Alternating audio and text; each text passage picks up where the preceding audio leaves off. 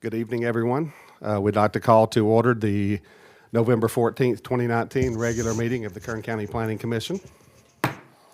Madam Clerk, will you please call the roll? Commissioner Ashley? Here. Commissioner Judge? Here. Commissioner McGiffney? Here. Commissioner Skidmore? Here. Commissioner Sprague? Here. Mr. Hall? Here. Mr. Murphy? Here. Ms. Oviatt? Here. Thank you very much. Second item on the agenda is commission member announcement or reports. Seeing none, we'll move on to the approval of the minutes from the October 24th, 2019 meeting. Mr. Chairman, if there are no corrections or additions from the dais, I would make a motion to approve. I'll second that motion. We have a motion and a second. All in favor, please say aye. Aye. Aye. Any opposed? Motion carries. Next item on the agenda is cases withdrawn or requests for continuance. We have none this evening, so we'll move straight into consent agenda. Mr. Murphy, will you please cover that for us? I will. Thank you, Mr. Chairman. These are items that are scheduled before your commission, which are being recommended for approval by staff. The applicant has been informed of any special conditions and has no objection. The hearing on these items may be expedited if no member of the commission or audience wishes to comment or ask any questions on the case. This evening, we have two cases that are on the consent calendar. The first is conditional use permit number 68, map 213. Our applicant is, and I apologize if I say this incorrectly, TEJON by McIntosh and Associates. This project is located approximately 1,338 feet south of Reed Avenue on Lone Butte Road in the North Rosamond area. The request before your commission is a conditional use permit that would facilitate the operation of a vehicle wrecking yard on 20 acres of a 40-acre parcel in an M2 PDF district. I would note that your commission did receive an addendum on this case this evening. The purpose of the addendum was to address a last-minute comment from Eastern Kern Air Pollution Control District, in which staff had clarified a condition and incorporated a condition basically saying that the project must comply with the requirements of Eastern Kern Air Pollution Control District. So with that, there is a revised recommendation to include this new condition. The staff recommendation is to adopt the updated mitigated negative declaration and mitigation measure monitoring program, approving the conditional use permit in accordance with the recommended revised conditions as included in the addendum staff report, and adopt the suggested findings as set forth in the attached draft resolution. And then the other item on consent this evening is case number 3. This is modification of conditional use permit 12, map 121. Our applicant is RTS Orchards, LLC, by Melanie Aldridge. This project is located approximately 1/4 mile south of southbound I-5 and Enos Lane intersection on the west side of South Enos Lane in the Bakersfield area. The request before your commission is a modification of conditional use permit number 12, map number 121, to amend conditions to clarify biological conditions in the A district. The staff recommendation is to approve the conditional use permit in accordance with the revised recommended conditions, adopt the revised mitigated negative declaration and mitigation measure monitoring program, and adopt the findings as set forth in the attached draft resolution. That completes the reading of the consent calendar. Thank you, Mr. Murphy. Any member of the public or the commission that would like to remove either of these two items from the agenda? Hear those cases in their regular order? Seeing none? Chairman Ashley, prior to making a motion on the consent items, I am going to abstain from voting on item number 3 in the consent agenda, and my vote today will only be on consent item number 1 prior to any motion being made. Thank you, Commissioner Josh. So then what we'll do, I believe is appropriate, Mr. Hall advised us, but I think it's we can vote on item 1 as consent, and then Mr. Josh will recuse and we'll vote on item 2. You could do it that way, or you could, as he's identified, he will not be voting on item 3, you could just take it all, because he's identified his vote as abstain on that. That seems to be the easiest, so let's do it that way. So we'd certainly entertain a motion to approve. Motion to approve the consent agenda as written. Second. We have a motion and a second. Please cast your votes. 4 ayes, the motion carries. Pardon me, 5 ayes, the motion. Thank you very much. These items are final as per this commission's decision. So Mr. Murphy, you will cover the right to appeal, please. I will. Thank you again, Mr. Chairman. And you are correct. Both these items are subject to an appeal. For projects where the Planning Commission action is final, again, those actions are subject to appeal to the Board of Supervisors by any interested person, and no development proposed by any application may be authorized until after the final date of appeal. An appeal may be filed with the Kern County Planning and Natural Resources Department located at 2700 M Street, Suite 100 in Bakersfield, with a filing fee of $540 on forms that we have available at the department. The filing must be made within 14 days of and including the date of this hearing. If no appeal is received, the action of the Planning Commission is final. Thank you, Mr. Murphy. Moving on to item F on our agenda, which is the public presentations portion. This portion of the agenda is reserved for any member of the public that would like to address the commission on issues that we have jurisdiction, but on issues that aren't on the agenda this evening. Or any such items? Seeing none, we'll move on to the public hearings for our regular agenda. Mr. Murphy? Thank you again, Mr. Chairman. Members of the commission. What I'd like to do first is I have with me on my right Miss Renelle Candia. You may have not met her yet. She is a relatively new supervising planner within the department. She has worked for the county for a number of years, but has recently been employed by the planning department. So she is a supervising planner that will work in our advanced planning division unit, and she will be assisting me with the presentation tonight. Welcome. Welcome aboard.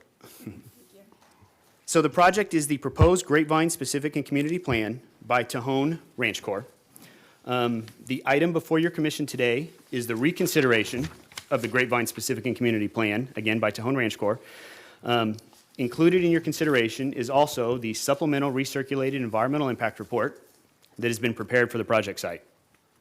As some background, this project was originally approved by the Kern County Board of Supervisors on December 6, 2016. Subsequent to that approval, the Center for Biological Diversity filed a lawsuit over the project approvals as they're authorized to do under the California Environmental Quality Act. A complete summary of the litigation and judgment has been included on page 30 of your staff report. But in short, the court issued a writ of mandate and a judgment that upheld the previously certified final EIR against all claims brought in the lawsuit, except for the analysis of potential impacts that could occur if the project's vehicle trip internal capture rate was lower than estimated. And again, this is basically the amount of vehicles that would utilize Interstate 5 or any other roadway outside of the project boundaries. And we'll get into a little more detail on the analysis later on. Based on this judgment, subsequent analysis has been completed by staff to address this concern of the court, and the project is being brought forward for your reconsideration with this analysis. If the clerk, we could get the team, yeah. Thank you. So the project itself is located within the 270,000-acre TEJON Ranch. The site is located south of the Interstate 5 Highway 99 junction, approximately 13 miles south of the city of Bakersfield, and approximately 8 miles north of the Kern, Los Angeles county line. The Grapevine project is one of 4 development proposals that are on the ranch, the others being TEJON Ranch Commerce Center, which is also known as the TEJON Industrial Complex East and West, TEJON Mountain Village, and then the Centennial Project, which is located solely within Los Angeles County. The Grapevine site itself is primarily undeveloped, rural, open space.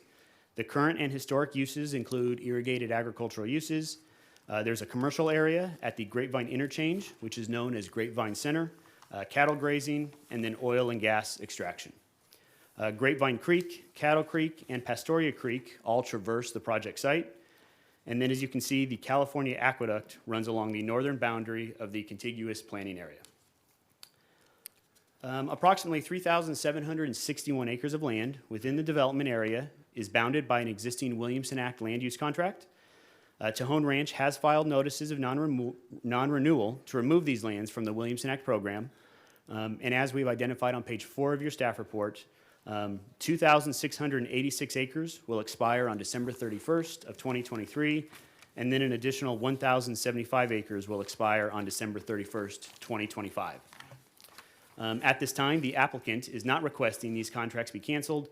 Therefore, should the project be approved, no development could occur on these non-renewed lands until such times as the contracts have expired.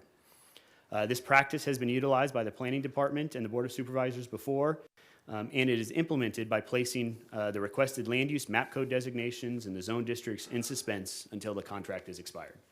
Any immediate cancellation would require an additional environmental review and then a public hearing. Pages 5 through 7 of your staff report provide a detailed description of all the surrounding uses. To the north, you have the TEJON Ranch Commerce Center, or TRCC as it is known. This is a fully entitled business park with the existing and planned major employment that includes retail and other commercial uses. TRCC is located on both sides of I-5 and is located within the boundaries, again, of the TEJON Industrial Complex West Development and the TEJON Industrial Complex East Specific Plan that were adopted in March 2000 and November 2005, respectively. TRCC is entitled to accommodate 20 million square feet of commercial and industrial development.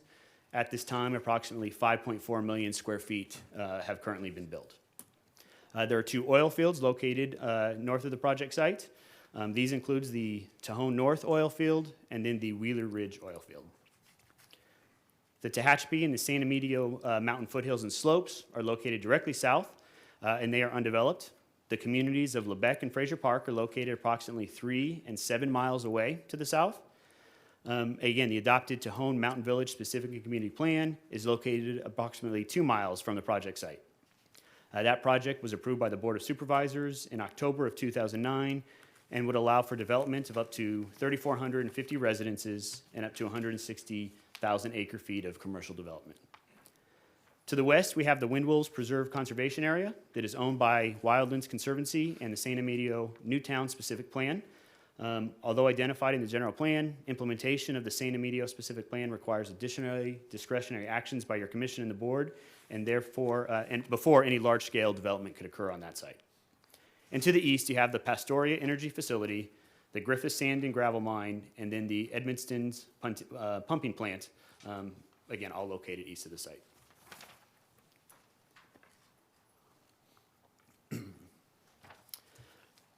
The proposed Grapevine project is consistent with the ranch-wide agreement, which you may or may not be familiar with.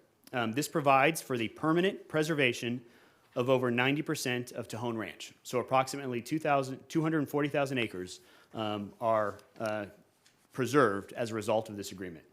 A summary of the agreement itself can be found on page 6 of your staff report. What I'd like to note for your commission is this was a private agreement that was established in June of 2008. And while the agreement itself doesn't authorize any development whatsoever, it does establish the areas within TEJON Ranch that the company is authorized to pursue development opportunities as agreed upon to. The partners of this agreement include TEJON Ranch, Audubon, California, the Endangered Habitats League, the Natural Resources Defense Council, the Planning and Conservation League, and then the Sierra Club. And again, although the County of Kern is not part of the agreement, it is important for your commission to be aware the project itself is consistent with the document and that the Grapevine project is located in the areas under the terms of that agreement in which TEJON Ranch is authorized to pursue development opportunities. So now we can talk about the project itself, give you a little more details about how it works. The project is an 8,010 acre master planned community. It includes various amendments to the Kern County General Plan, changes to our zone classification, exclusions from Ag Preserve 19, the adoption of the Grapevine Specific and Community Plan, and the associated Grapevine Special Plan, which serves as the implementation tool for the specific plan. Additionally, the applicant is proposing a development agreement that will be presented to the Kern County Board of Supervisors. However, that is not under consideration for your commission as only the board is authorized to enter into these agreements. As identified on this slide, implementation of the project would authorize development of up to 12,000 residential units, 5.1 million square feet of commercial or industrial uses, approximately 112 acres worth of parks, possible relocation of the Grapevine interchange, and a relocation of the California Vehicle Enforcement Facility weigh station. In addition, there can be 2,000 additional units that could be constructed as part of a land use exchange, which I will discuss later in this presentation. A complete breakdown and summary of the potential development can be found on pages 7 through 15 of the staff report. The project would be a new residential community and employment center that would extend the range and economic development opportunities that currently exist at TRCC, located just north of the site. The project would provide housing and service options for the existing employees of both the site and, again, the adjacent commercial developments. The layout of the master plan community is designed as a series of interconnected village centers Each center is located approximately 1/2 to 1 mile from each other, and the centers would feature some of the higher density residential and commercial components of the project. Outside of these village centers, the project would include a mix of lower density residential office, research and development, along with the retail and light industrial warehouse uses that are needed to service the site. The purpose of this design, again, is to facilitate a multimodal transportation opportunity within the community, such as walking, biking, and use of public transit. While the project itself totals 8,010 acres, the physical development would only account for 4,643 acres, or 58% of the site. The remaining 3,367 acres, or 42%, would be dedicated for ongoing agricultural use or dedicated as open space. Areas dedicated for the open space are intended to serve as a buffer between the proposed development areas and the more sensitive biological features on the site that are located along the various creeks and the southern foothills. As seen on this slide, the areas in green are all those areas that would remain open space. Additionally, development could include, or will include, approximately 157 acres that would be set aside for schools, up to 112 acres for parks, up to 2 fire stations and a sheriff's substation, a 6,500 square foot library or joint use civic center, multiple transit facilities, including park and rides and other services, and then a water and wastewater treatment facility and all the necessary associated infrastructure to service the site. Prior to full build-out, implementation of the project will require some off-site improvements that need to be made. The project has identified a total of 83 acres that are located off-site that potentially would be impacted. Your commission should be advised that these impacts areas were included in the environmental analysis that was conducted for the project. Again, these include the relocation of the California Vehicle Enforcement Way Station, as shown on this graphic, and at the very top of the upper left-hand corner is red. It doesn't show up here as well. But the area in red is the parcel owned by TEJON and is the preferred location for the relocation of the way station. Currently, it's located on the west side of Interstate 5, right at the center of the proposed development area. Additional off-site improvements include construction of road connections over the California Aqueduct that are necessary to connect this site to the TEJON Ranch Commerce Center, just north, and then also an agricultural haul road, which is located east of the proposed development. To facilitate the future development, the project site has been separated into 6 separate planning areas. The areas closest to I-5 would serve as the most intensive commercial and higher density residential uses. Given the size and scope of the project, a 19-year build-out estimation, and the potential for market conditions to change over time, it was necessary for staff to include some form of flexibility that is built into the proposed project. For Grapevine, this flexibility has been incorporated into the plan in 3 significant ways.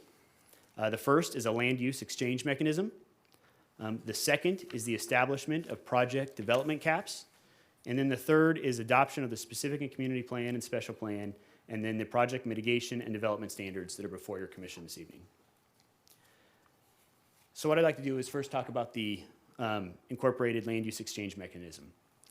So this allows an additional 2,000 dwelling units to be constructed within the proposed footprint. So again, I said the project was 12,000 units. It could allow for a potential of 14,000 units.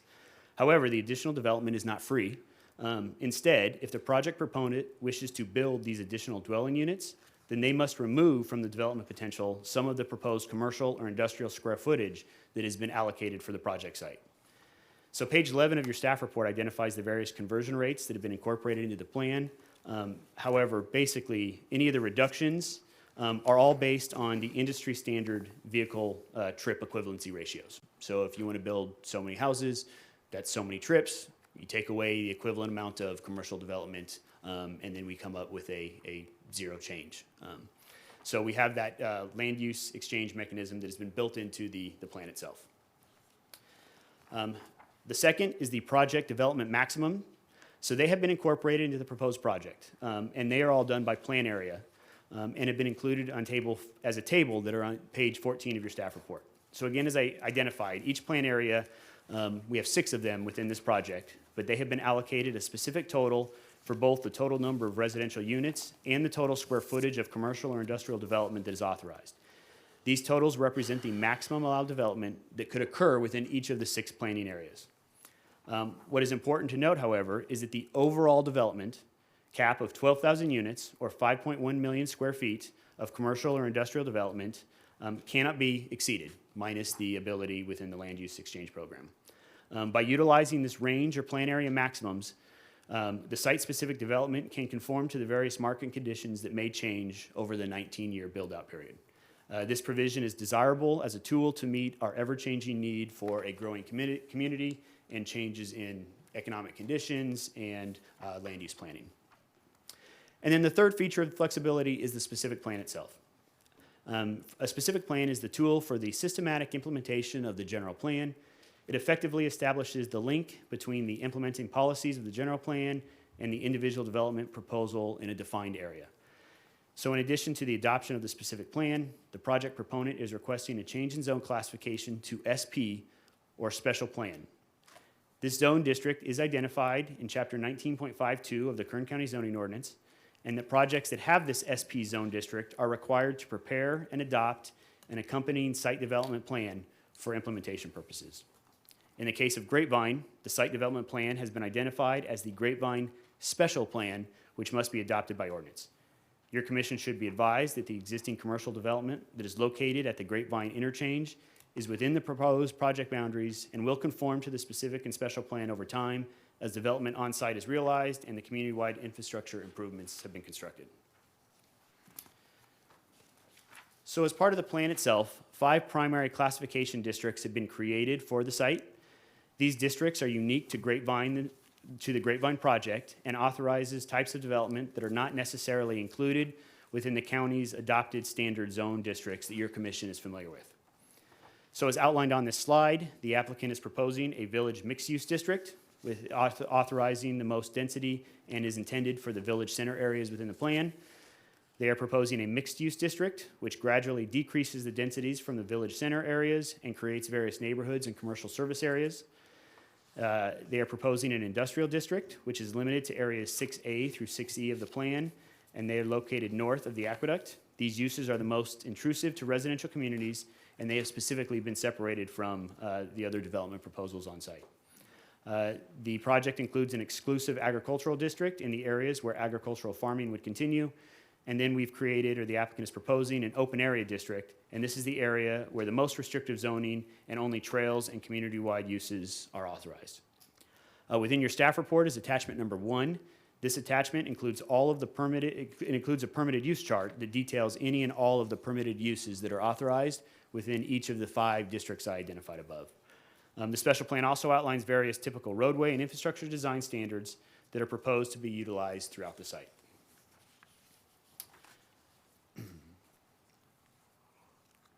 So what I'd like to do is talk about water specifically right now. So water is a fundamentally important issue given new groundwater legislation and recent historic droughts that the county has experienced and California has experienced. So what I'd like to do is take a minute to explain the water availability for this project itself. So at full build-out, the Grapevine project will require 8,261 acre-feet per year of water. And as shown on this slide, just over 5,600 acre-feet are required for potable use. Just over 2,200 acre-feet will be required for non-potable uses. And then the applicant is proposing a 400 acre-foot yearly contingency. So the water supply for this project consists of the highly reliable nickel water deliveries from the Kern County Water Agency under the terms of a 2001 agreement between the Nickel family and the Water Agency. So water usage will be met through a combination of this nickel water and recycled water that will be generated on site. So it is estimated that 85% of all indoor water use will be recaptured and sent to a wastewater treatment facility within the plan that is going to be managed by the Tejon-Castac Water District. Once treated, this recycled water will specifically be utilized for all of the outdoor irrigation within the plan boundaries. Implementation of the project will not use any groundwater until at least 2079, and it may not ever require any groundwater. At this time, I'd like to do is provide your commission with an overview of this nickel water and why the use of groundwater is not necessary. So the water for the site originates from the lower Kern River and pre-1914 water rights that were held by the Nickel family and Olseys. So in 2001, the Nickel family entered into an agreement with the Kern County Water Agency to implement what was known as the Kern River Restoration and Water Supply Program. In the most basic of terms, this agreement specifies that every year, the Kern County Water Agency will transfer 10,000 acre-feet of water to the Nickel Family LLC through the existing Tutman turnout, which is located upstream of the Grapevine project along the California Aqueduct. This 10,000 acre-foot total was based on a 9-year historical use of water by the Nickel family. In exchange, the water agency would own any remaining lower Kern River water supplies that were previously held by the Nickel family. Based on the analysis that was conducted at the time of the agreement and a review of the record from the years 1895 to 1998, it was estimated that in wetter years, when the river flows were at least 120% above average, the water agency would control an average annual yield from the lower Kern River right of approximately 40,000 acre-feet to be used as the agency saw fit. So since the time of the agreement, the agency has met the 10,000 acre-foot delivery requirement every year, and the agreement includes language that specifies that the water agency must use its best effort to deliver the water. Additionally, the obligation to deliver the annual 10,000 acre-foot water supply is not subject to any reduction due to any hydrologic or any regulatory factors. So in 2007, DMB Communities 2 LLC, through an agreement with the Nickel family, obtained to the right of just over 8,300 acre-feet per year of that 10,000 acre-foot allotment. And then in 2013, TEJON Ranch, through an agreement with DMV, obtained the right to 6,693 acre-feet per year. This allotment is the water source that will be utilized for the Grapevine project. So previously, I had mentioned the year 2079. The terms of the agreement specify that TEJON has the right to the Nickel water for initial term to December 31st, 2044. At that time, should TEJON elect to extend the contract, the water would be guaranteed for an additional 35 years until December 31st, 2079. As part of the project, staff has included a mitigation measure 4.17-12, which requires TEJON to extend the agreement with the Nickel family. Additionally, as proposed, TEJON Castec Water District is the entity that will be charged with managing delivery of this water to the future residents of Grapevine. Given the state of affairs related to water in California, staff did have some concern that the highly reliable supply of water could be used for a different purpose. Therefore, this project includes mitigation measure 4.17-24 that specifies that prior to the issuance of any building permit, TEJON Ranch shall enter into an agreement with TEJON Castec Water District that ensures that any Nickel water transferred to the district from TEJON Ranch Corps to Grapevine project shall be utilized for the Grapevine project. Given the reliability of the Nickel water, the provisions included in this project, Grapevine has a clear source of water for the next 60+ years, and this time frame and reliability is more than what is required for any adequate analysis under any land use law in California that exists today.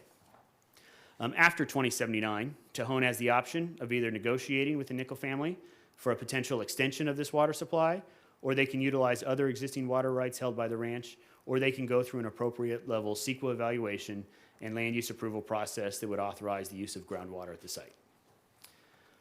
As discussed, TEJON Castec Water District will manage the water supply for the project. This slide shows the areas in which either a new or upgraded wastewater treatment facility will be located and the associated infrastructure. This new treatment facility will be required once the water district reaches 75% capacity for the existing facilities that are located within TEJON Ranch Commerce Center. So now I'd like to talk about the CEQA evaluation and analysis before you today. So a project level supplemental recirculated environmental impact report was prepared for the project in accordance with the California Environmental Quality Act guidelines. This final EIR has been completed and is comprised of 16 volumes which have been provided to your commission throughout this entire process.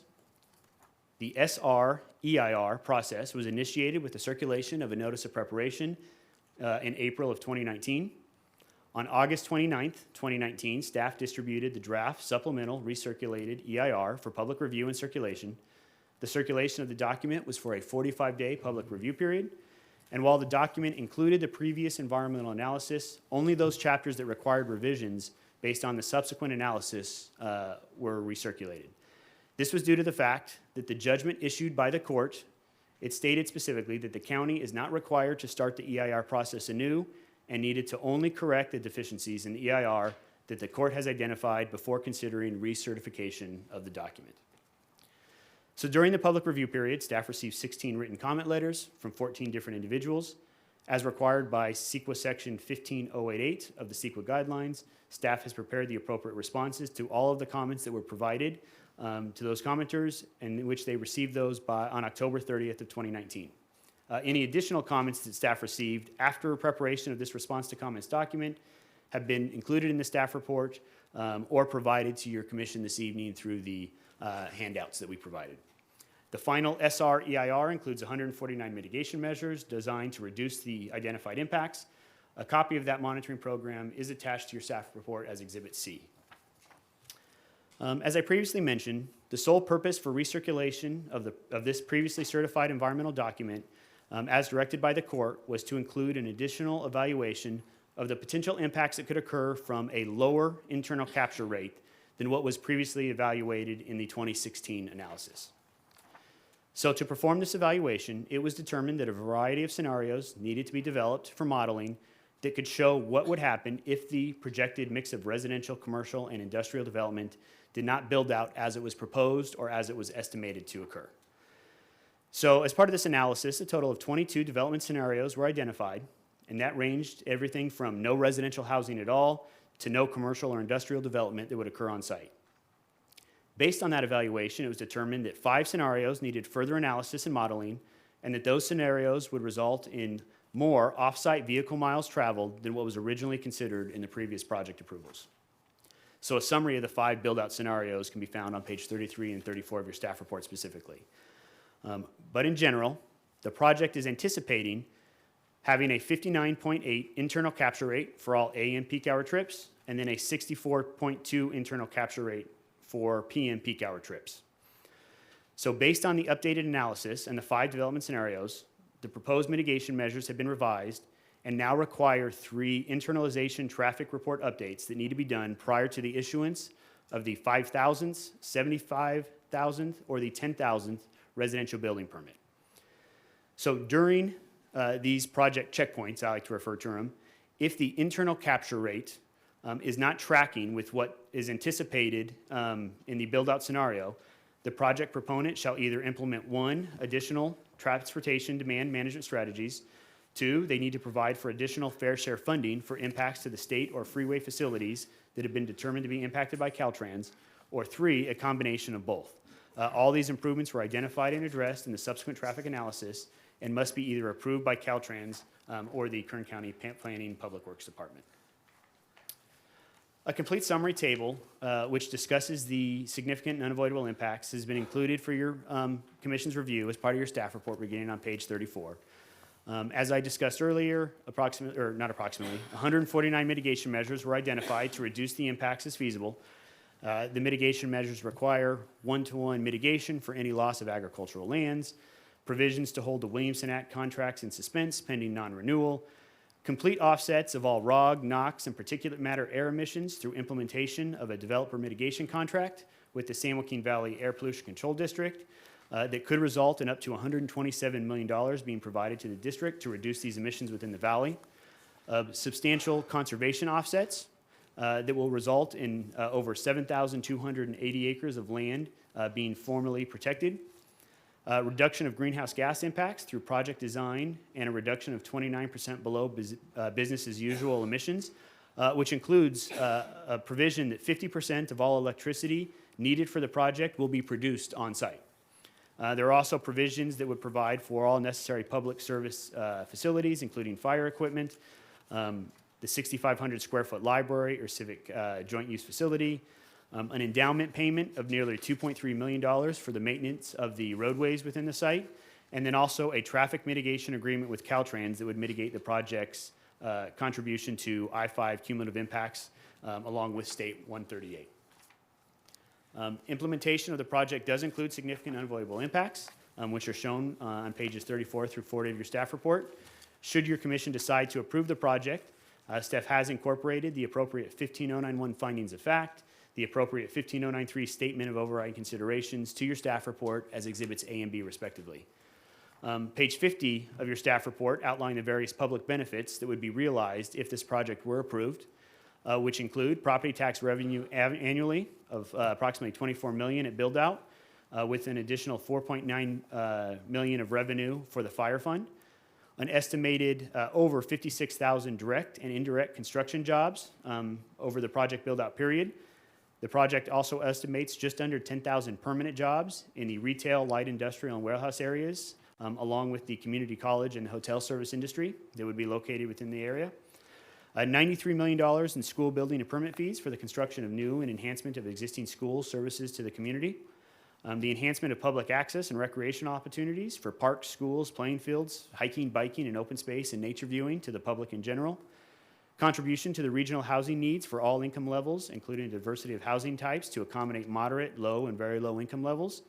And then finally, the project would provide conservation through smart growth design principles of approximately 3,367 acres of open space and high-quality habitat for any sensitive species. So in conclusion, staff has reviewed the project with regard to the environmental concerns, and it is our opinion that the final supplemental recirculated EIR prepared for the project is a comprehensive document with the best available information at this time. Further, this analysis addresses and directly responds to those requirements specified by the court in their writ of mandate that was issued on February 15th of 2019. The document includes 149 mitigation measures that provide for the protection of the environment and provide funding for impacts of public service.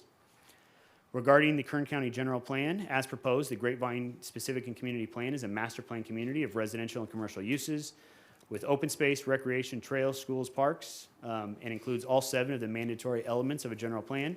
The project will provide all the necessary infrastructure required through our adopted policies. Staff has reviewed the project with the goals and policies of the Kern County General Plan and the surrounding specific plans and determined that the project is consistent with these documents and has recommended your commission approve the general plan amendments as requested. Regarding the Grapevine Specific and Community Plan, staff concludes that after review of the proposal, this new plan not only is consistent with the general plan, but often goes beyond what is required and incorporates additional standards that allow a unique, sustainable, and design-enriched environment. Therefore, staff is recommending your commission approve the specific plan as requested. Regarding the change in zone classifications, the applicant is requesting the project use of the SP district to implement the policies of the specific plan and all of the mitigation measures incorporated in the final environmental analysis. The SP district development shall be demonstratively superior to the development that could occur under any other zoning districts or combination of zoning districts in the ordinance. This includes such factors as proposed location, mix of housing styles and costs, the provision of infrastructure improvements, provision of open space, compatibility of uses within the area, and use of innovative technology and materials, overall contribution to the enhancement of the environment of the county, and creativity in design and use of land. Staff concludes, after a review of the project, that implementation of the plan cannot be accomplished with the standard zone district, and use of the SP zone is appropriate. Therefore, it is staff's recommendation that your commission approve the proposed zone changes as requested. Regarding the proposed special plan, the special plan is adopted by ordinance and provides for the mechanism to implement similar or more restrictive zoning regulations than would be allowed under the zone districts similar to the specific plan land use designations. The special plan includes detailed land uses and development guidelines and processes to construct this project from the ground up. Each development must go through a review of the process through the county prior to the issuance of any building permits to ensure that all the conditions of the special plan have been met and that all aspects of the project are being implemented as being presented to your commission today. The proposed SP district plan provides for the implementation mechanisms and development standards for the Grapevine specific plan area. The special plan works in tandem with Grapevine specific plan to implement these principles, goals, policies, and that have been established in the specific plan. As a component of the special plan, the project applicant has proposed typical roadway and intersection standards that would be utilized throughout the site. These proposed roadway standards are designed to promote walkability throughout the community and include use of narrow streets, bulb outs, and roundabouts throughout the development. It's staff recommendation that your commission approve the special plan as requested. Regarding the requested exclusions from Ag Preserve and the Williamson Act land use contracts, staff has recommended that these areas subject to the Act, the specific plan land use designations in the SP district, the special plan zone classification, and the exclusion from the Ag Preserve be held in suspense pending the completion of the non-renewal process. This will allow for the continued agricultural use until such time as the area is developed. Staff is recommending your commission approve the exclusion of 7,852 acres from Ag Preserve Number 19 as requested. Based on the goals and policy of the Kern County General Plan, which place great emphasis on master plan communities and provide full infrastructure, innovative design, and wide range of housing types for all residents of the county, protection of the environment, protection of our natural resources and agricultural uses, staff concludes that adopting the specific plan will be consistent with the goals and policies of the Kern County General Plan.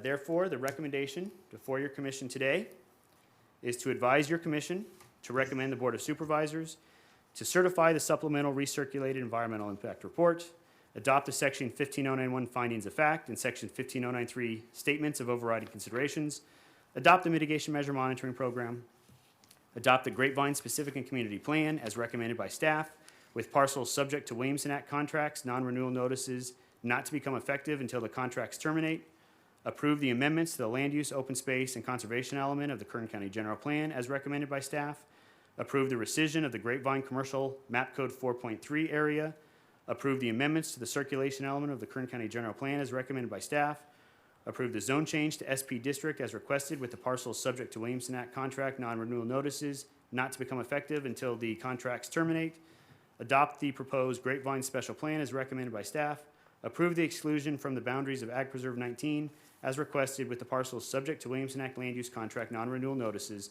not to become effective until the contract terminates. That completes my presentation, and I'd be happy to answer any questions your commission may have. I do know that the applicant has also prepared a PowerPoint that kind of outlines some of the unique specific characteristics that they are prepared to present to you as well. Thank you, Mr. Murphy. Fantastic job. Probably need a breath before you answer any questions, all right? Okay, I do see a number of members of the TEJON company here. Would you guys like to do your presentation, make some comments?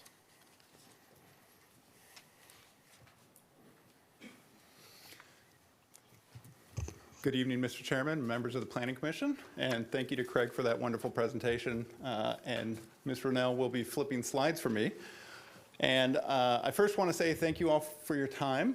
We were in this place approximately 3 years ago, as Mr. Murphy explained in his presentation. We received our initial approval with a unanimous recommendation from the Planning Commission.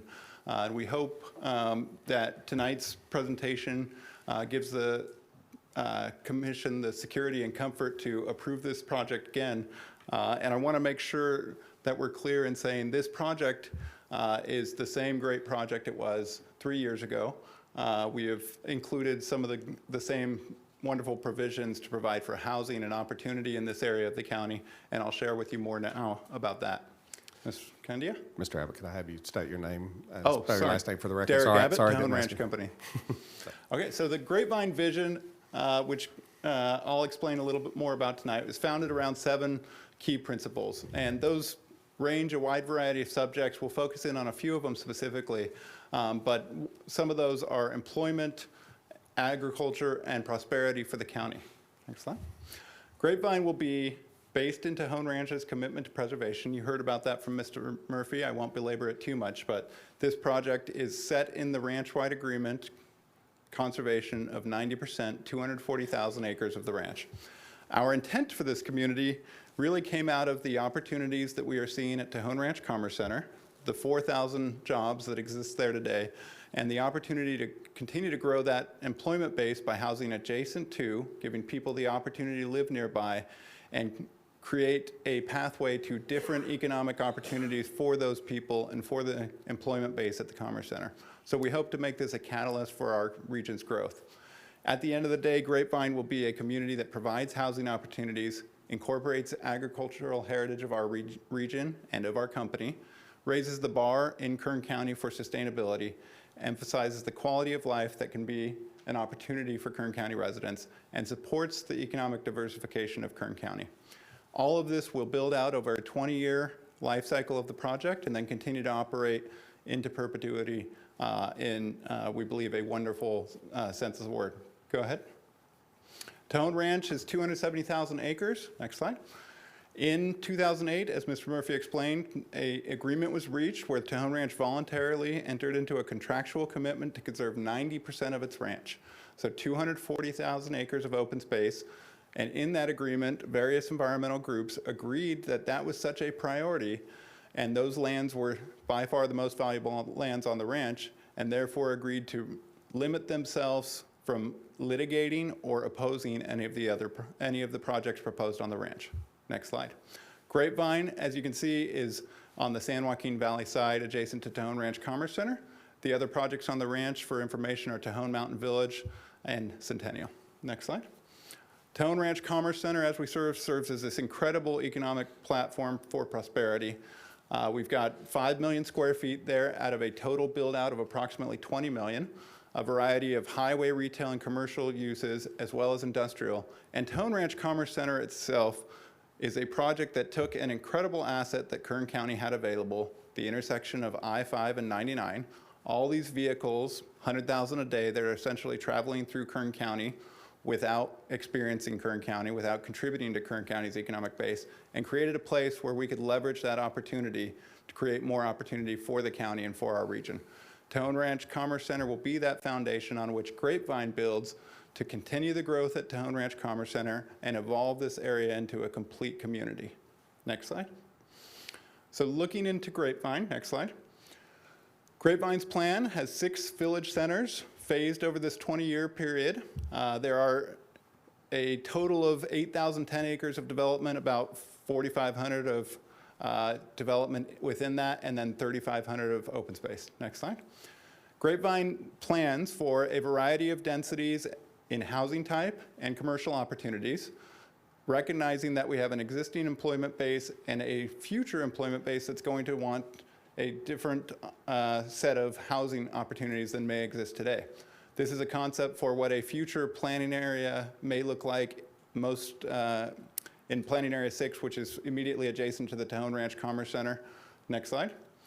We have then a zone, our mixed use zone, that allows us to go from denser development that might be in our village mixed use zone to lower density development, neighborhoods, schools, parks that are in our mixed use zone.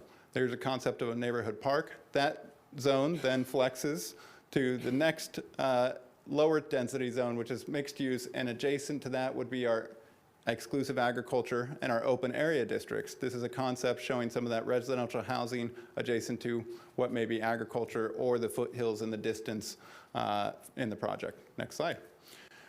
The intent of TEJON Ranch is to include our agricultural heritage and express that in interesting ways in this community. So one of the concepts we've come up with is that each of the schools that we're required to build as the community phases out over time may have an opportunity to include something like a school farm lab. We're seeing these in Kern County already with the Grimway Academy model. We think this is a fantastic model, and we've talked with some of the potential partners about doing this at the ranch, providing an opportunity for kids to engage with agriculture, understand where our roots are, and then express that in new ways in this community. Next slide.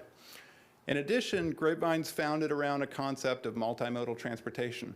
So we recognize that we're going to have our employment center at TEJON Ranch Commerce Center, and then these village centers that are going to become nodes of activity. And throughout the plan, we've provided for roadways, trails, and transportation networks that support people biking, walking, taking different forms of vehicles to work and from work.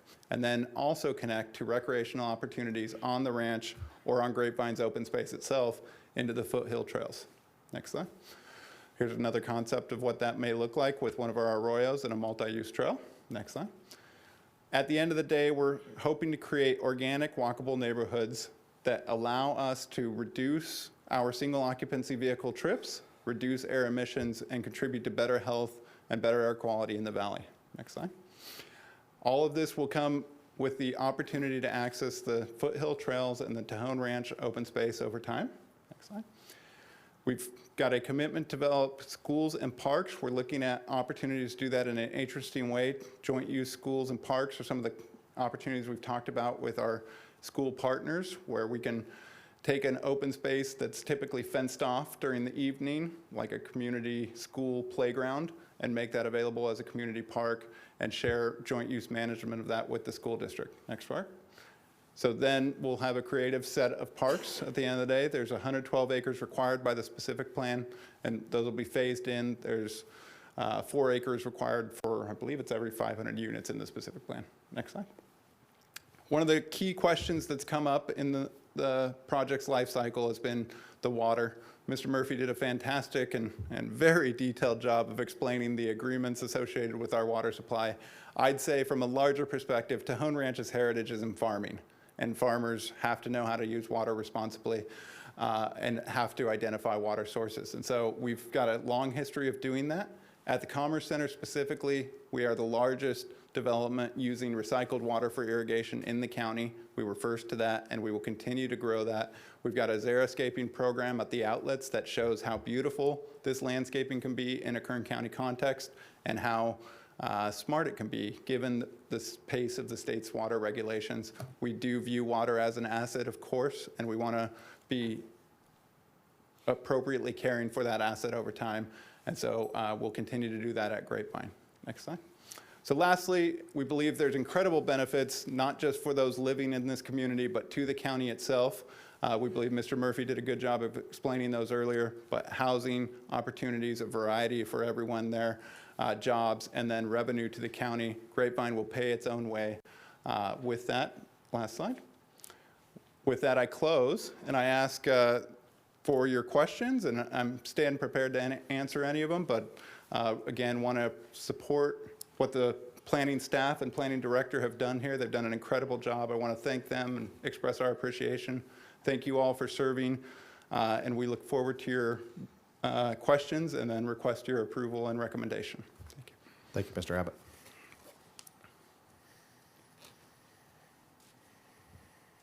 Are there others who would like to speak on behalf of the project?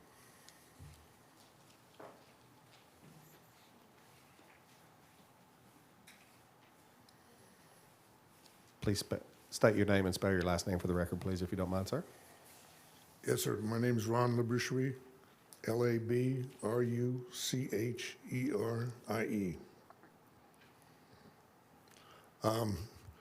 I own 285 acres on Laval Road that's right in the middle of this project. And I'd like to thank all the people that were involved, especially Tejon Ranch, for coming up with such a beautiful project, because you can tell by what Mr. Derek Abbott just stated. In this plan, quality of life there's an emphasis on that. And I think that as far as being my neighbor, I think that's very important, because for my grandchildren, someday they'll probably live there. And so I'd like to see, they've always been a good neighbor. Tejon Ranch is a wonderful neighbor. And I'd like you to approve this project. And I would like to thank you for your service and for all that you've done also, especially in approving it the first time. So I thank you from the bottom of my heart. Let's just build a beautiful project. Thank you, Kern County. Thank you, Mr. Labrucherie. Are there others who would like to speak?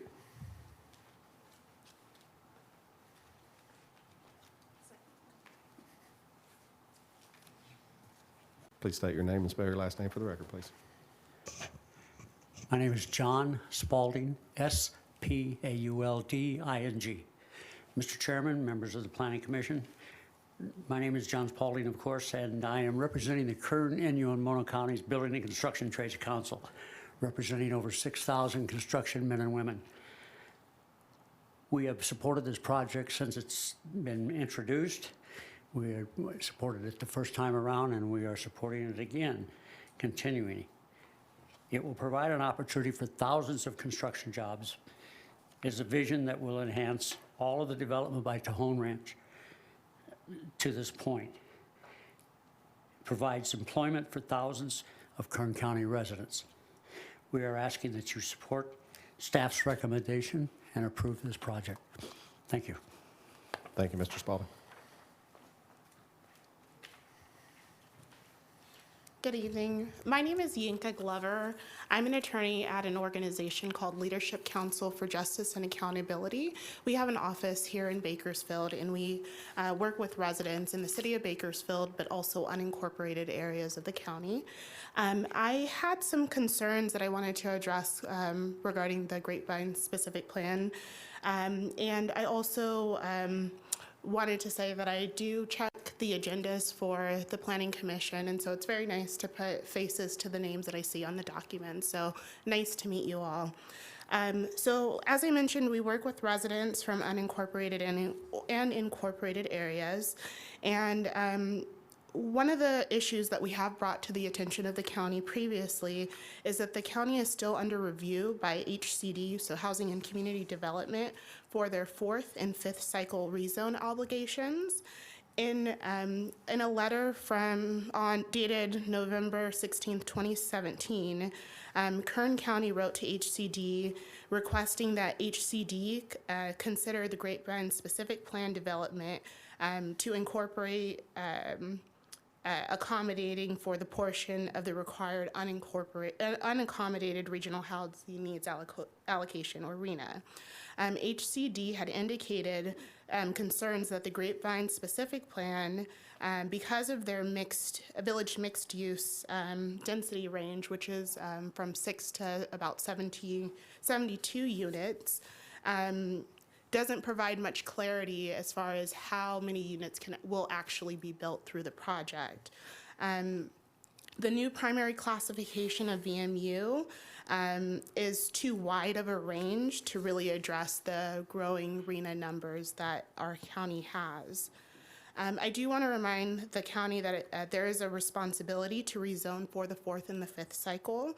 And I also want to remind the county that the sites that are identified, not only potentially through the Grapevine specific plan, but other sites that have been given to HCD, have to be in compliance with state law, specifically Government Code 65583 and 65583.2. I wanted to thank the county for addressing some of my questions that I had prior to this meeting getting started.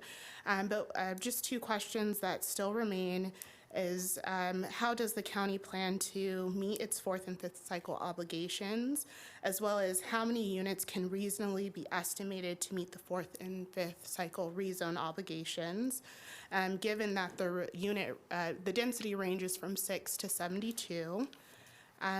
And I just also wanted to note that having adequately zoned land for housing is critically important, especially for lower income populations of our county, since according to the housing element, over 9,000 Kern County families are low to extremely low income households, and they're extremely cost burdened, paying for anywhere from about 30% to 50% or even more of their income towards housing.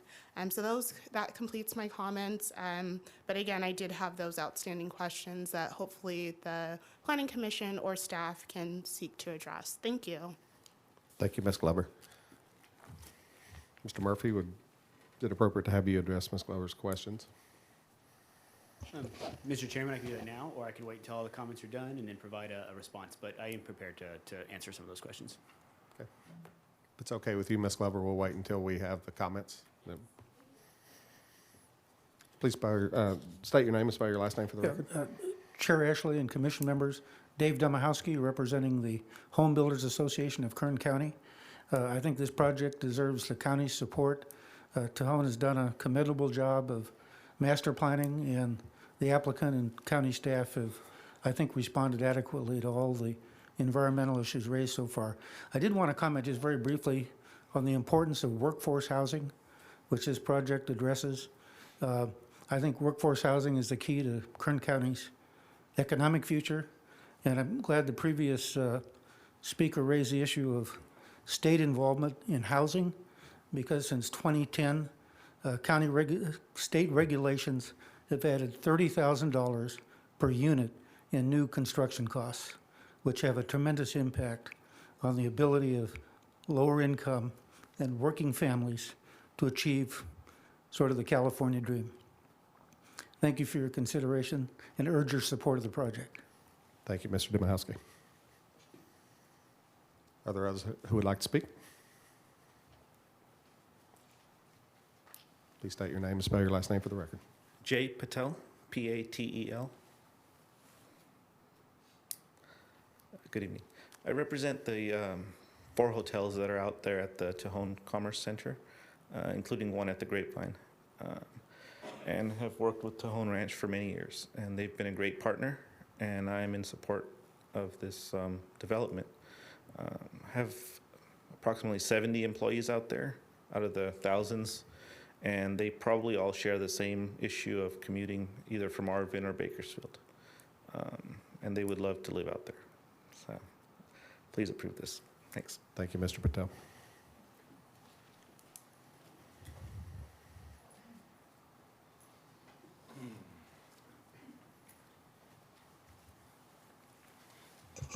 Mr. Chairman, members of the Commission, Michael Turnipseed, I represent the Kern County Taxpayers Association.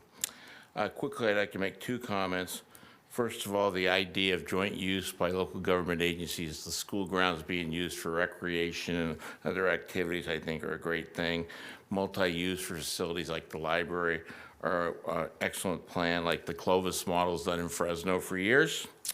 And secondly, I'd like to bring up, we know we have state requirements now for both low-income and moderate housing, and we really support the fact that the Grapevine project will help the county meet 30% of its medium income requirement and 42% of its total low income requirement. I think that's correct, Lorelei. So if that is, and we think that's a great thing in helping the county meet 2 difficult targets that it has to meet. So, Mr. Chairman, thank you very much for the time. Thank you, Mr. Turnipseed. Others that would like to speak?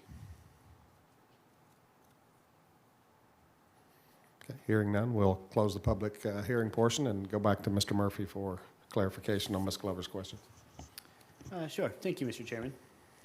So there's kind of a couple things here, just as background. In 2016, we did believe that the county had a shortfall in terms of some of our lower income identified housing areas that needed to be identified.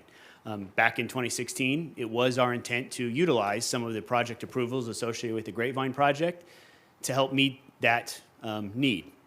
After the project was approved, staff coordinated with HCD, and HCD expressed some concern that because the uses allowed for commercial or residential, they weren't comfortable that some of those uses could be specifically identified for meeting our housing needs. That's really what had to do it, was that there could be commercial or residential that was associated with that.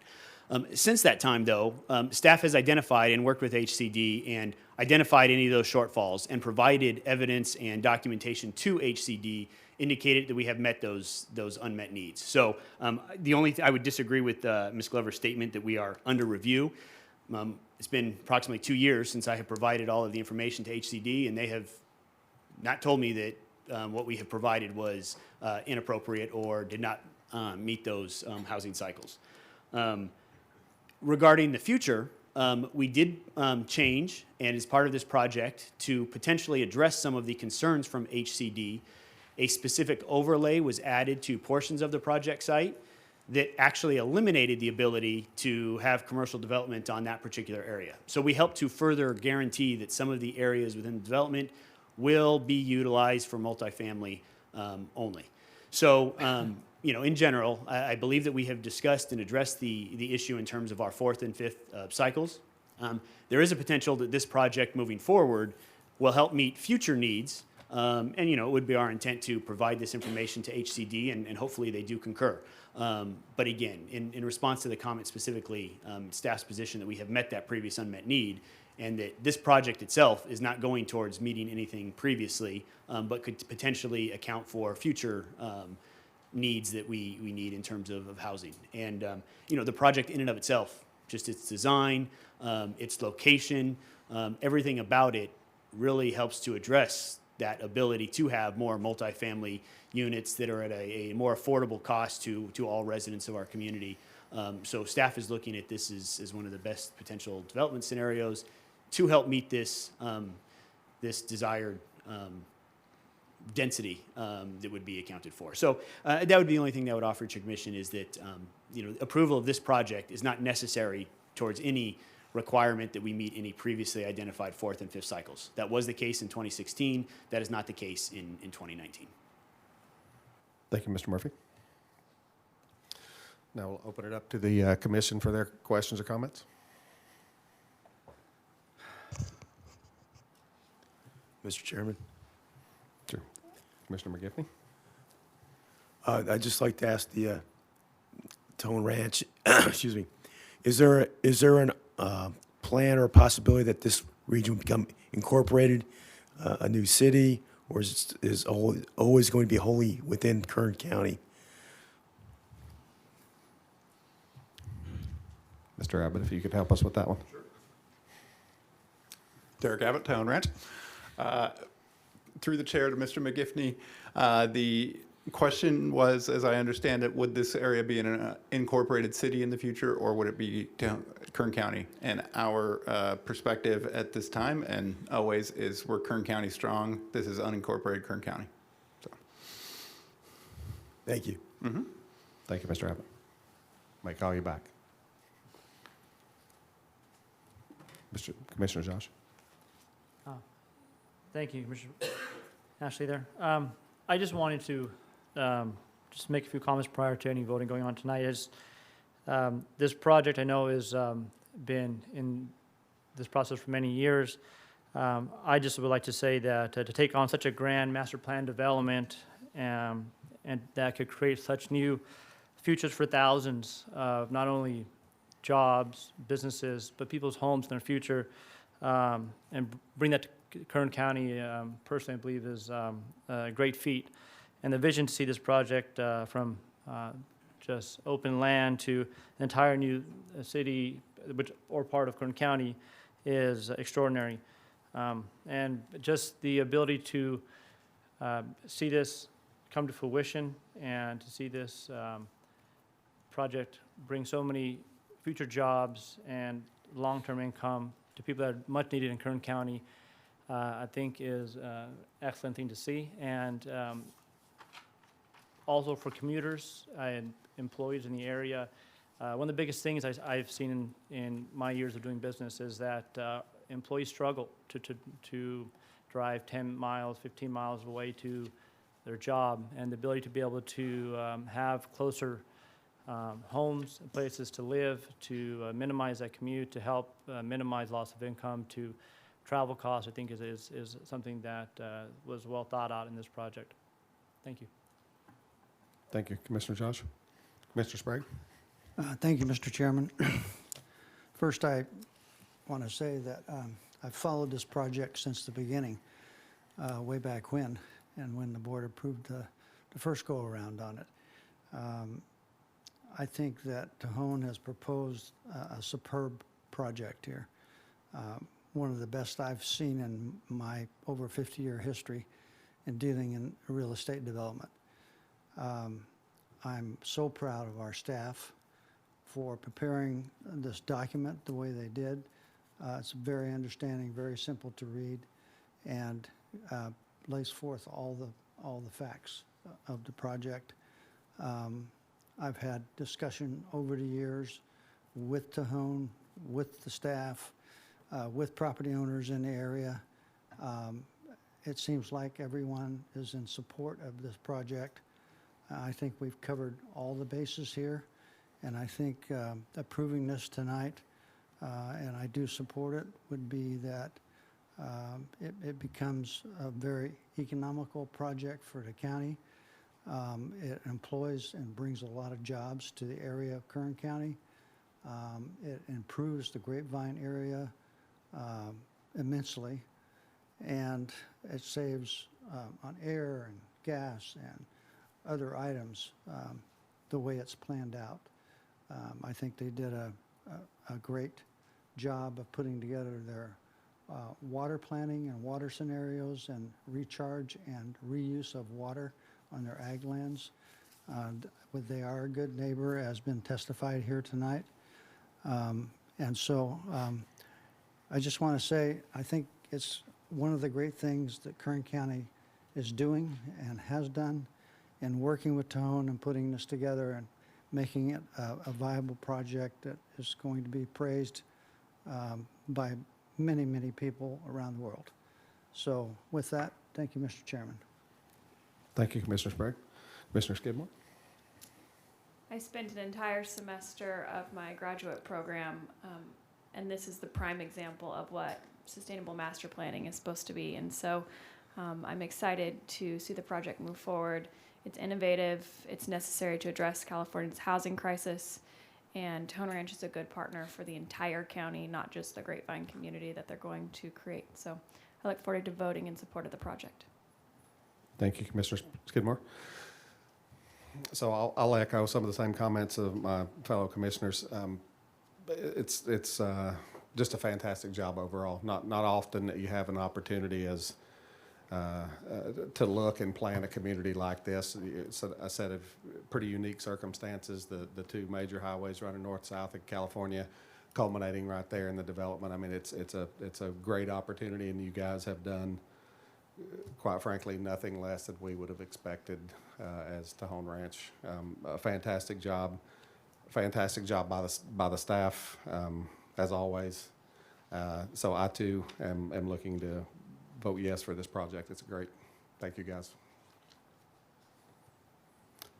So I think at that point we're ready to take a vote. So please cast your votes. Create a motion first. first. Yeah. Okay. Oh, You'd like to go with that, Ron? yeah. Mr. Chairman, Ms. Obiat? Did we ask for opposition? Maybe I missed it. Before you close the public hearing, did you ask if there was anyone else? I didn't ask for opposition. I was asking for speakers. So I was thinking that anybody who were going to speak, they would come forward. But All right, comfortable, counsel? Got it. is that a fair statement to be safe? Anybody in opposition? Okay. You're Okay. good. No need to reopen then. So now, hearing the support and assuming motions, I will now ask for them. Mr. Chairman, with that and no other comments by the audience and/or members of the commission on the dais, I would make a motion to approve this project in its entirety as read into the record by staff with any and all changes that were made, and totally support the project. I would second that. We have a motion and a second. Now you can cast your votes. 5 ayes, the motion carries. Fantastic. So this one has to move on to the board, so no right to appeal. That brings us to the conclusion of tonight's meeting, and so I would now entertain a motion for adjournment. Motion. Motion and a second. All in favor? Aye. Aye. Aye. Motion adjourned, or meeting adjourned.